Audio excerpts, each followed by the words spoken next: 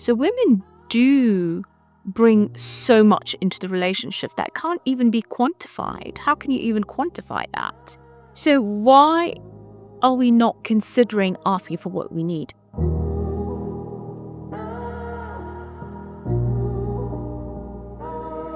Hi, my name is Shaima and I'm a transformational coach. And I want to talk to you about prenups and our relationship with money.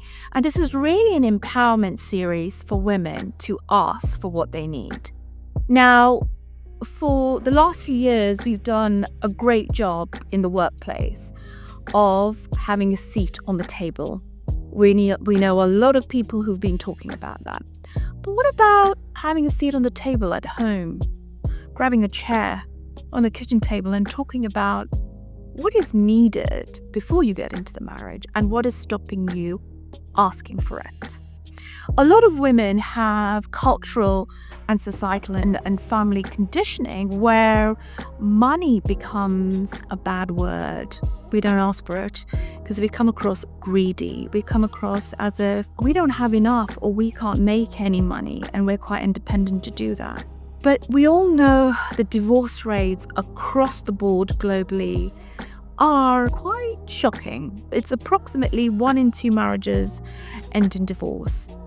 And I'm wondering how many of us actually know, well, in the UK, it's 48% of women are initiating the divorces. So if we are doing that, are we asking for what we need and how much we need? And having these candid conversations.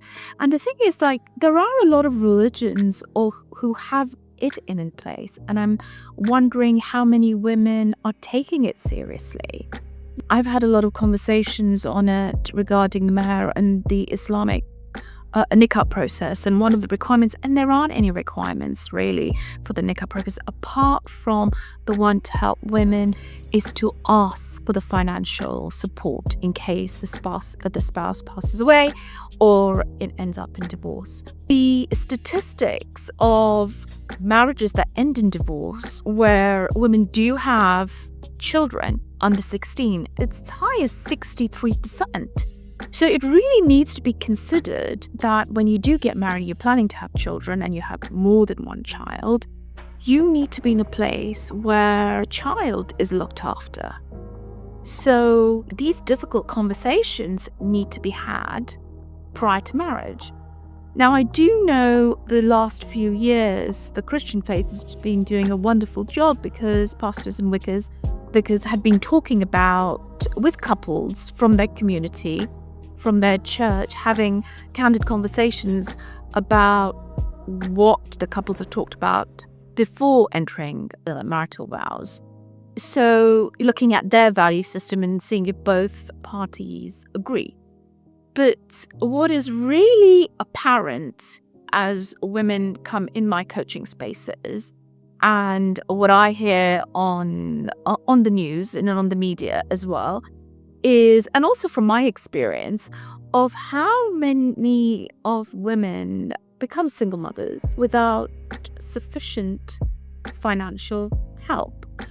There's also a statistics going around of men live longer in marriages than being single. So women do bring so much into the relationship that can't even be quantified. How can you even quantify that?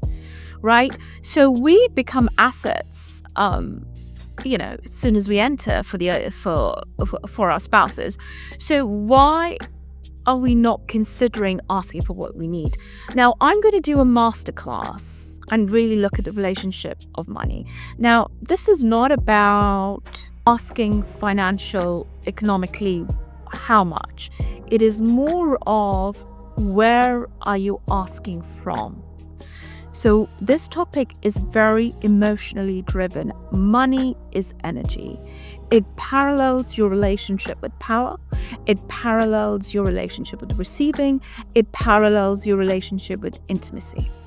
And because of that, it becomes a very scary topic to handle because we do not want to come across as too much. And there's also a self-doubt that comes in. It's different for different people. So the masterclass is going to really open your eyes and see when you are in a position of getting married and asking, what do you need? And where are you asking from? And who is the person asking? So if you're interested, write the word masterclass in the comments below and I will send you the details.